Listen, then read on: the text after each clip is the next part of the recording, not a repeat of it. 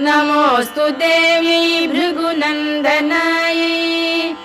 नमोऽस्तु विष्णोरुरसि स्थितायै नमोऽस्तु लक्ष्मी कमलालयायै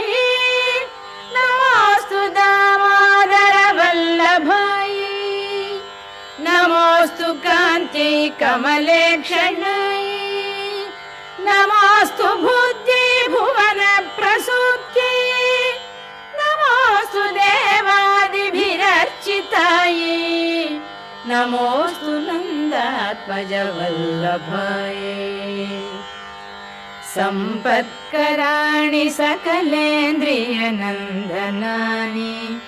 साम्राज्यदानविभवानि सरोरुहाक्षि त्वद्वन्दनानि दुरितोद्धरणोद्यतानि